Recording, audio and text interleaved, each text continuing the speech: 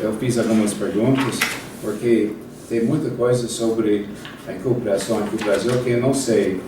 E eu acho que você, como pessoa muito escrita, muito conhecido como um tipo de experto sobre a esquizofrenia e recuperação, então eu achei você uma pessoa formidável para me entrevistar. E eu também, você sabe que a gente já falou isso, mas eu sei que as pessoas aqui no Brasil têm passado por um grau de recuperação, superação. Eles estão vivendo uma vida livre dos sintomas, dos problemas de saúde mental. Então, eu acho que eles estão passando pelos processos de recuperação. Agora, eu não sei o processo. Eu sei que as pessoas foram diagnosticadas, tiveram tempo isolados, mas depois disso estão recuperando, estão voltando para a vida. Então, minha entrevista, José, é para... Jorge, desculpe. Jorge, minha entrevista é para aprofundar um pouco o processo de superação aqui no Brasil. Entendi. Então, fique à vontade, pode perguntar. Em suas próprias palavras, pode descrever sua doença no dia a dia, quando está em crise. Pode descrever sua doença no dia a dia, como você tem isso, e quando está em crise. A minha experiência com a doença, a esquizofrenia, é uma experiência de perder o contato com a realidade que todo mundo vive. E ficar preso numa realidade muito difícil e assustadora que a doença coloca, principalmente de ser perseguido, de achar que tudo que acontece ao meu redor tem a ver comigo, e a dificuldade de me relacionar com as pessoas, né? E isso foi acontecendo ao longo do tempo. Eu tenho esquizofrenia há 31 anos, né?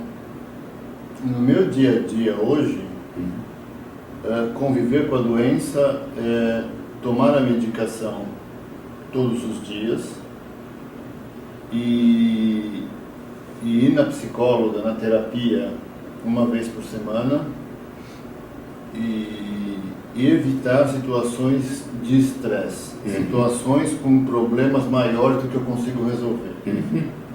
Pode dar um exemplo disso?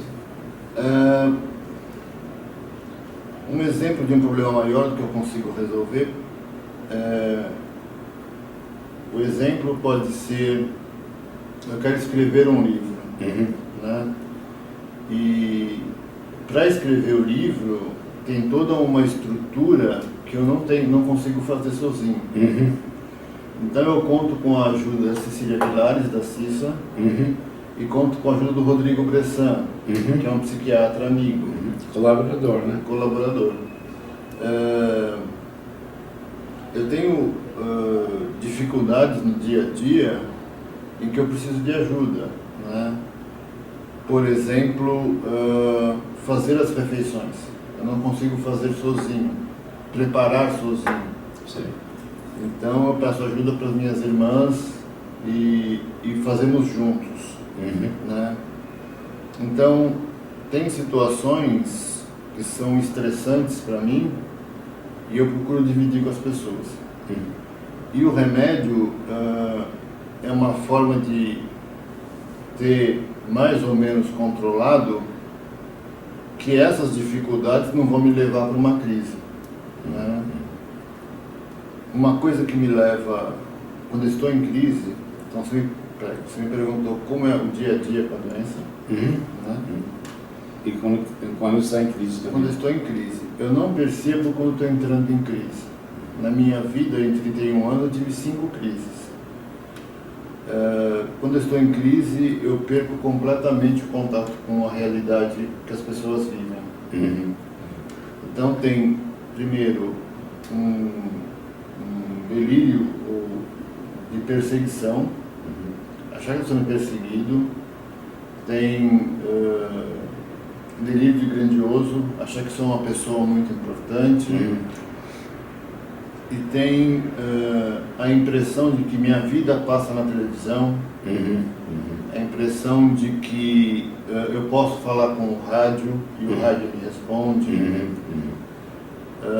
a certeza de que eu estou sendo filmado, né? E a autorreferência. O que é a autorreferência?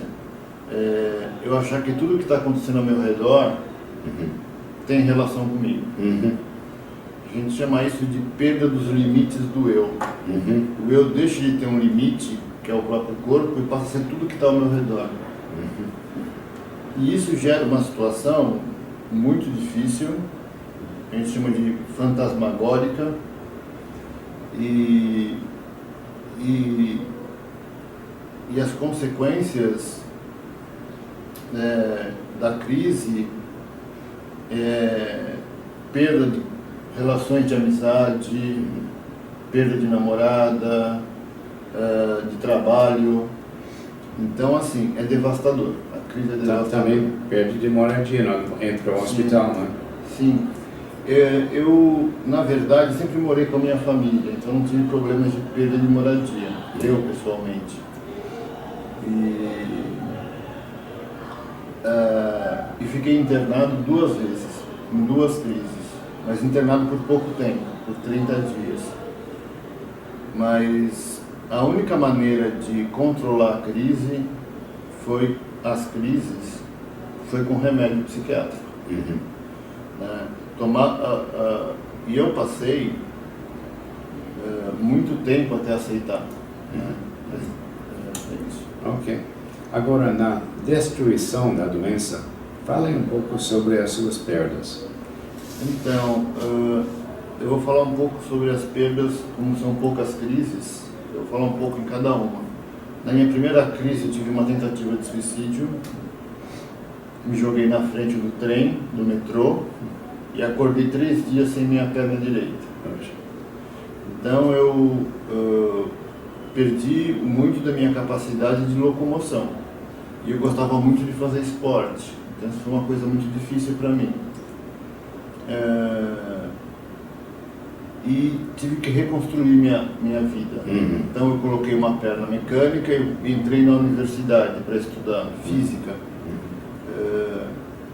Na segunda crise, eu estava na universidade e fiquei muito mal e fui internado. E quando eu voltei da internação, eu perdi todos os meus amigos. Eu fui vítima do estigma, né? Eu fui vítima do estigma, né? E aí eu passei 13 anos trabalhando como técnico sem ter crise. Eu trabalhei como técnico em automação. Né? E minha vida perdeu o sentido. Né? E eu me tornei alcoólatra nesse período de 13 anos. Então, o que aconteceu na minha terceira crise foi uma mistura da esquizofrenia com o alcoolismo. E aí a minha vida paralisou realmente. Eu não conseguia... Depois que eu saí da internação, eu não conseguia expressar a emoção, não conseguia fazer as tarefas mais simples do dia a dia, tinha muito medo, perdi a expressão facial, não conseguia me expressar emocionalmente. E a partir daí, quando minha vida parou por conta da esquizofrenia, eu comecei um caminho de recuperação. Ok. Agora, foi a aceitação difícil para você e por quê? E pode dizer as forças que estavam contra a aceitação e as forças que estavam em favor?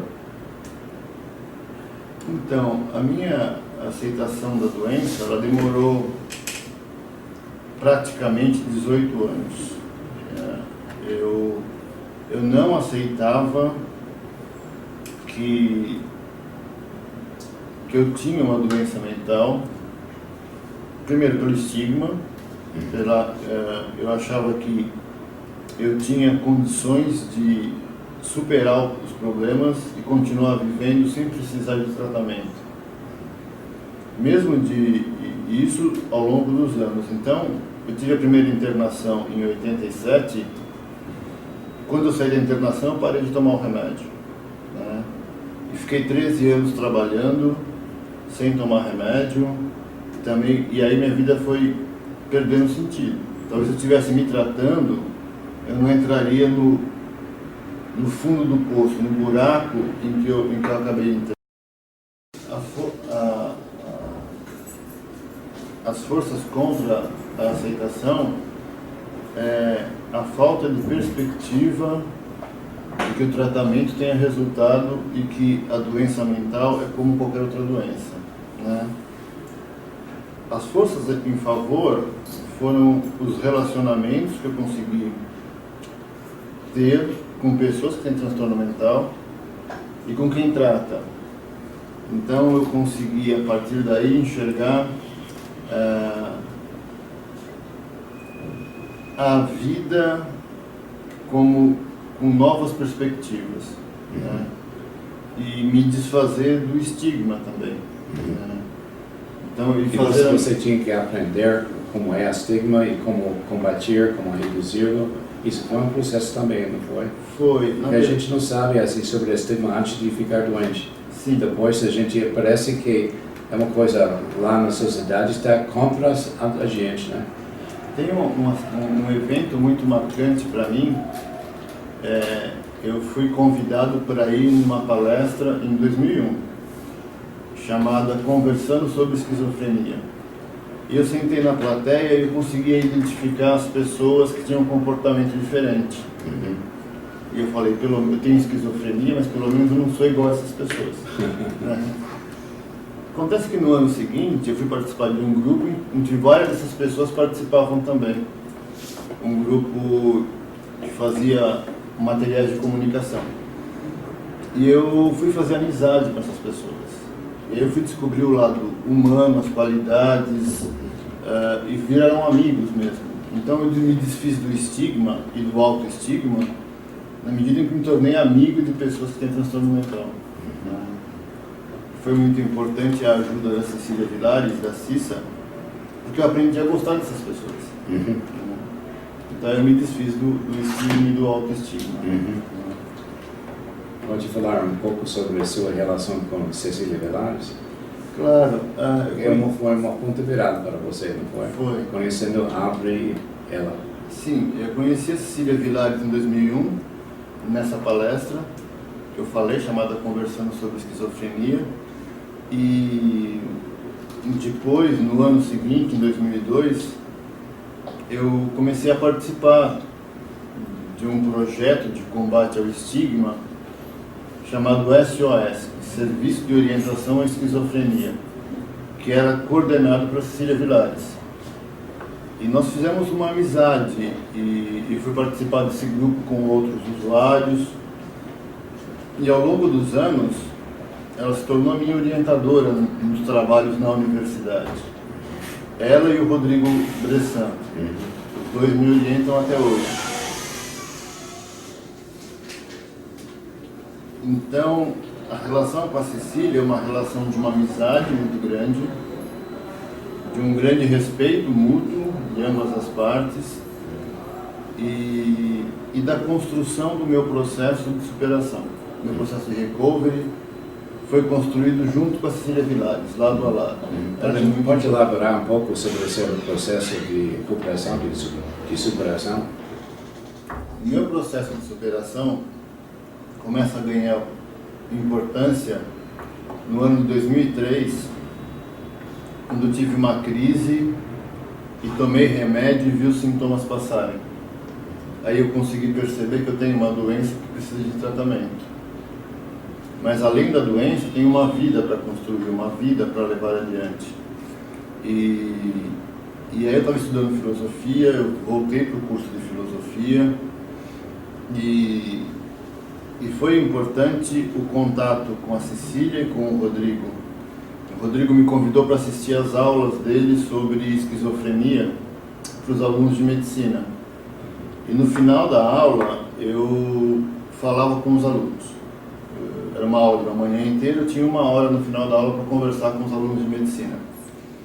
E esse processo de contar a minha história e discutir com os alunos me levou a perceber muitas coisas sobre a minha vida, né? Foi muito importante. E até que em 2007 eu comecei a escrever um livro com a Cecília e com o Rodrigo. Então esse foi um ponto de virada, como você fala. Eu pude conversar, elaborar, trabalhar juntos, com muito diálogo. E fala da esquizofrenia não da minha experiência pessoal, mas fala para o público em geral, né? Que foi uma experiência muito marcante e muito boa. E do livro para cá, desde que seu livro foi publicado em 2008, eu passei a trabalhar na equipe de saúde mental do programa de esquizofrenia da Unifesp, no PROESC. O Rodrigo era o coordenador e ele me convidou a deixar de ser paciente do PROESC e entrar para a equipe, fazer parte da equipe. Então, isso me deu grandes oportunidades de crescimento pessoal. Trabalhar com a equipe, ver as coisas do outro lado, que é o lado de quem trata também. Né?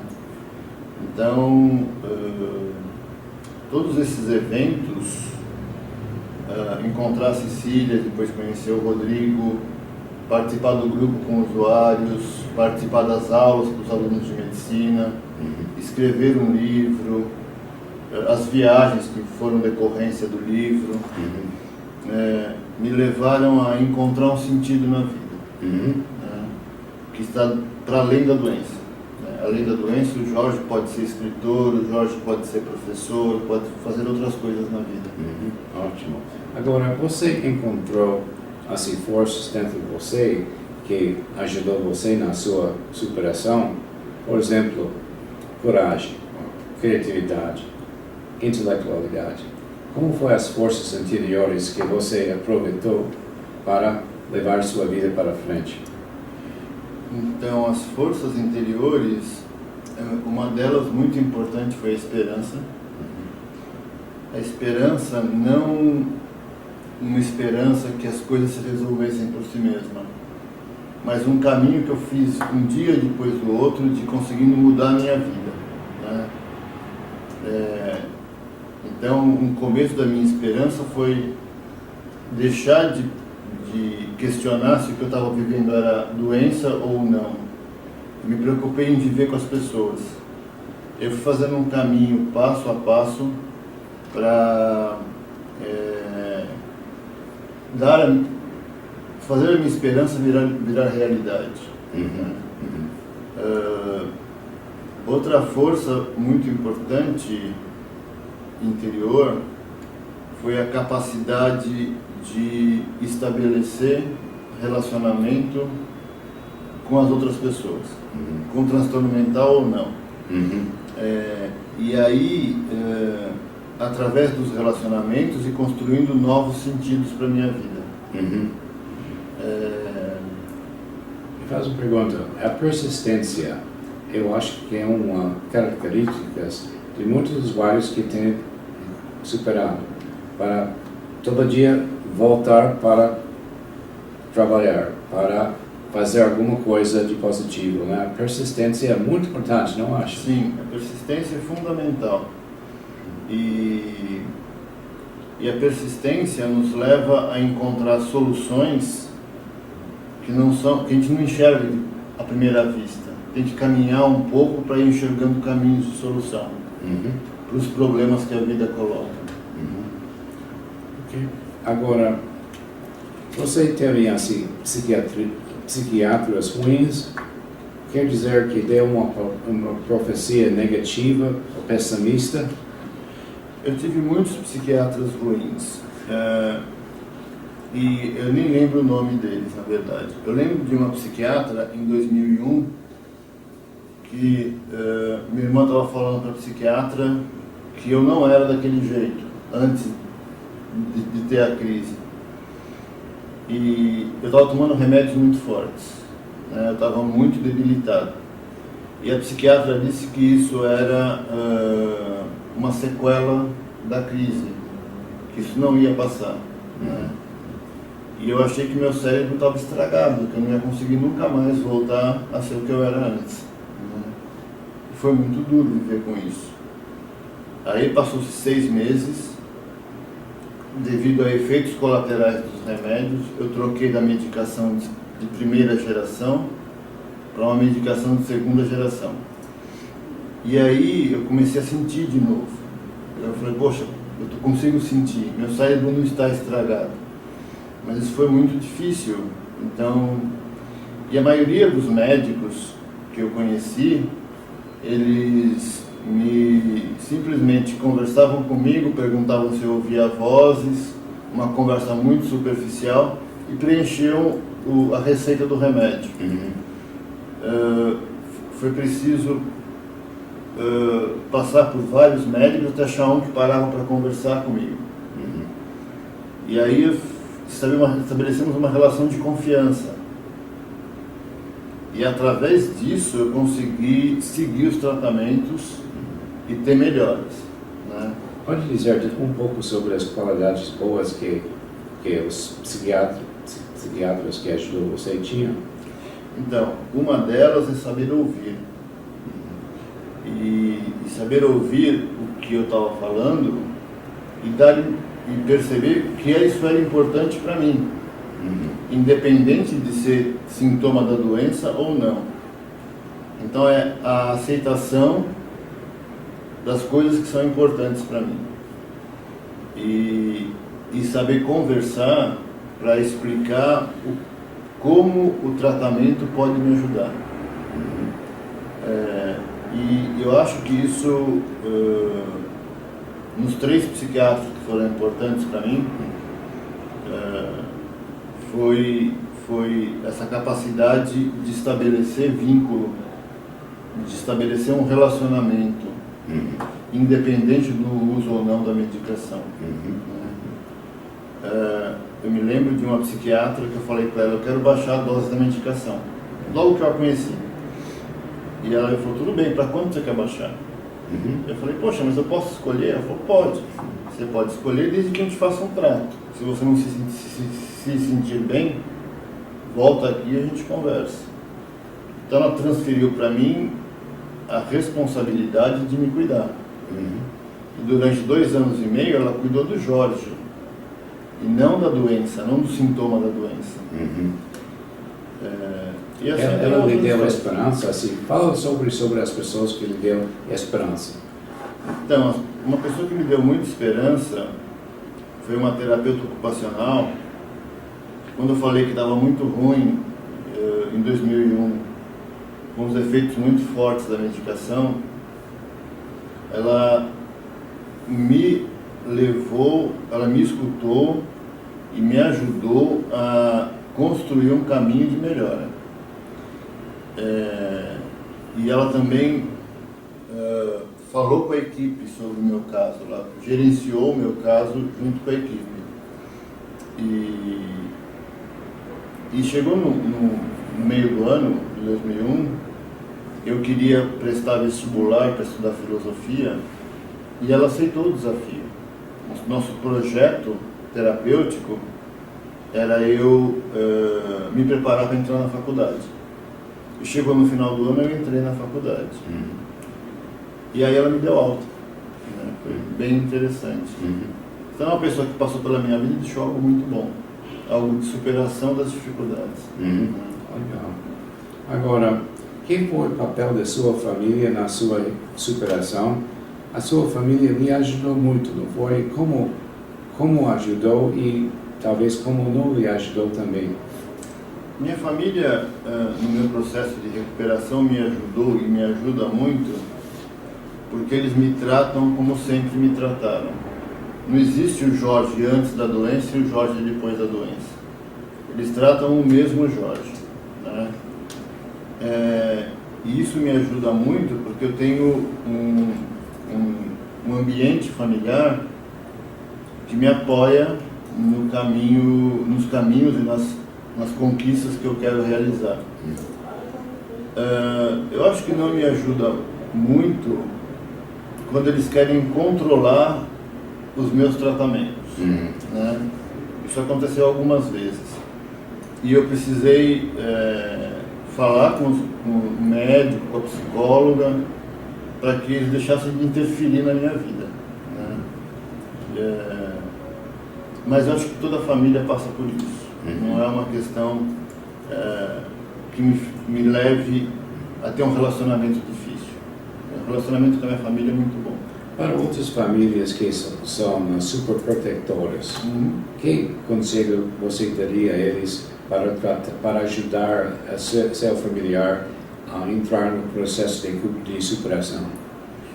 As famílias que são super protetoras, elas têm que entender que a pessoa precisa ganhar autonomia para poder fazer um caminho de superação.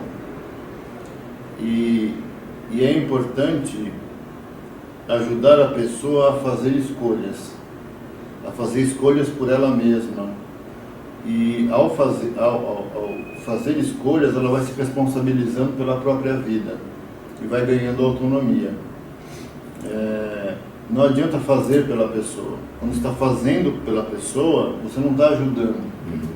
Você está deixando ela numa posição passiva, né? Agora, você tem interesses fora do transtorno mental, não é? Por exemplo, você tem interesse em estudar matemática agora. E também você toca bateria também. Fala um pouco sobre seus interesses fora da saúde mental. Então, fora da saúde, meus interesses fora da saúde mental, eles têm a ver com a minha história, Richard. Estudar matemática dar continuidade aos meus estudos na área de ciências exatas. Eu estudei durante muitos anos física e agora quero fazer um curso profissionalizante na área de matemática, chama Matemática Aplicada. E o meu gosto pela música vem desde a adolescência. E aí eu comecei eu tive a oportunidade de adquirir uma bateria uns 3 anos atrás. E todos os dias eu gosto de tocar um pouco de bateria como algo que me dá prazer. Então as duas coisas me dão prazer. Estudar matemática é uma coisa que eu gosto muito. E tocar bateria também é uma coisa que eu gosto de fazer, que eu me sinto bem, né? E tem outras coisas fora da saúde mental que me dão prazer. Eu gosto de estudar filosofia. Você faz um grupo de filosofia lá no ProESC, não é? Isso, eu faço um grupo de filosofia no ProESC com outras pessoas com esquizofrenia. E uma das coisas que me interessa na filosofia é como acontece a relação do eu com a outra pessoa, com o outro, né? Essa relação entre eu e outro pode ajudar muito a compreender como o mundo funciona, né? E eu gosto também de uma área chamada semiótica, que tem a ver com o significado das coisas. Então, assim, eu gosto de ler e de escrever, eu sempre resumo assim.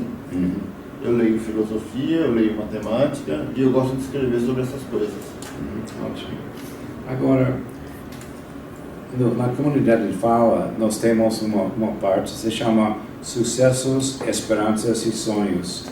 Pode falar um pouco sobre seus sucessos e como foi você o protagonista na sua superação? Então, os meus sucessos, eles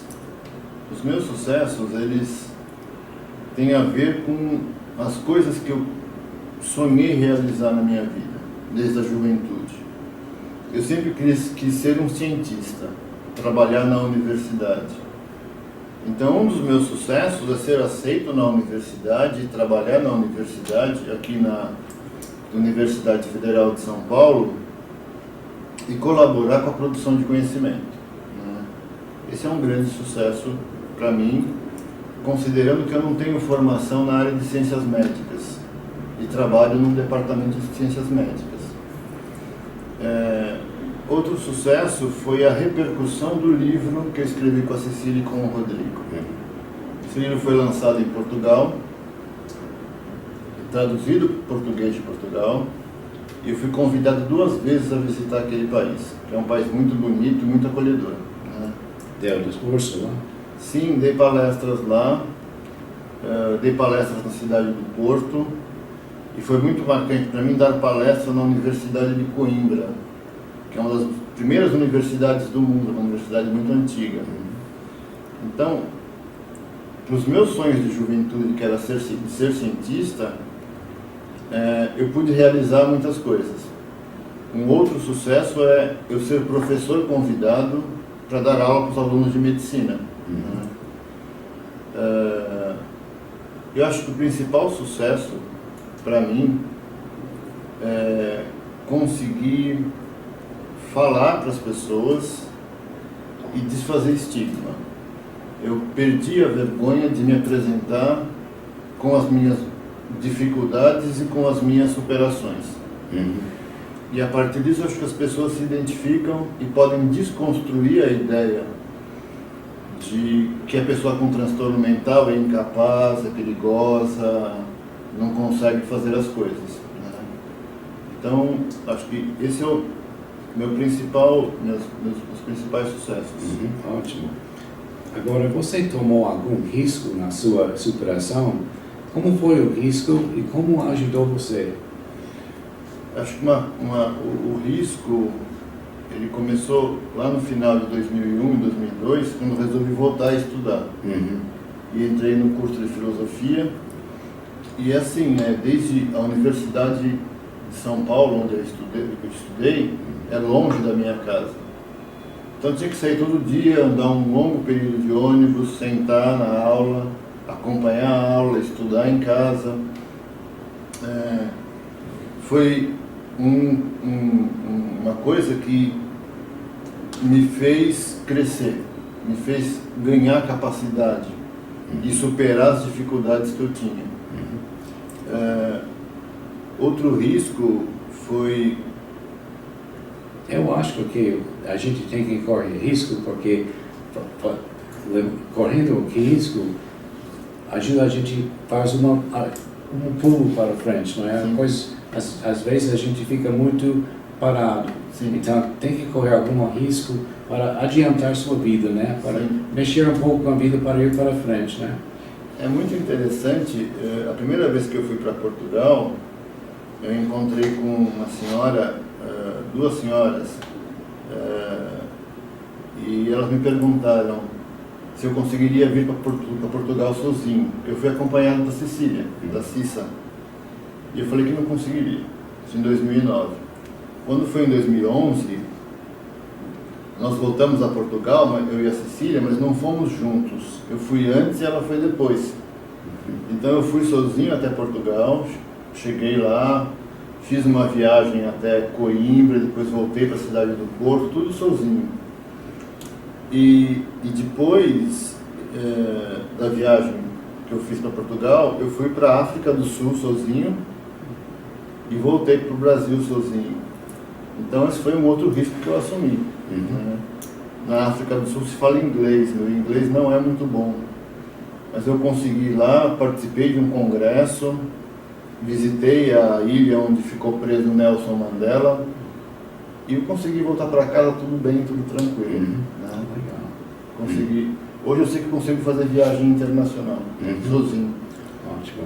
Agora, para concluir, eu gostaria de você falar um pouco sobre suas esperanças agora e seus sonhos para o futuro. Minha esperança agora é conseguir realizar um sonho da juventude, que é trabalhar com pesquisa na área de ciências exatas. Né? Eu tenho 52 anos e a minha esperança é que eu consiga voltar para a universidade e me formar na área que eu não consegui me formar, que é ciências exatas. E o meu sonho para o futuro é contribuir com a causa da saúde mental e ao mesmo tempo ter uma vida com coisas que não se relacionam com problema de saúde. Acho que uma coisa pode ajudar a outra. Né? E as pessoas vão poder, se eu puder ser uma lição, dar uma lição para as pessoas, é que é possível realizar os seus próprios sonhos. Agora, pensei em outra pergunta. Você descreveu agora para a gente um processo de recuperação, de superação, como você disse, de longo prazo, né? Você acha que seu processo é único a você ou tem alguma relação aos outros usuários que estão, vamos dizer, começando o seu processo de recuperação? Eu acho que eu demorei muito tempo no meu processo de recuperação para encontrar meu processo de recuperação, porque não tinha ninguém que me dissesse que isso podia acontecer. Eu tive que descobrir sozinho. E eu acho que não precisa sofrer tanto e perder tanto tempo como eu perdi para chegar a encontrar um caminho de recuperação. Eu acho que é importante, uma das coisas importantes é estabelecer relacionamento verdadeiro com o médico e encontrar na terapia, pode ser na terapia ocupacional, na terapia com psicólogo, uma maneira de cuidar da própria alma, de como você sente o mundo, como você sente as pessoas e ter esperança de que as dificuldades podem ser superadas. Ótimo. Eu acho formidável assim, sua maneira de falar sobre sua superação. Eu acho que seu exemplo, sabe, pode ser um exemplo assim, de modelo para muitas outras pessoas. Muito obrigado para a conversa, gostei demais. Muito obrigado, Richard.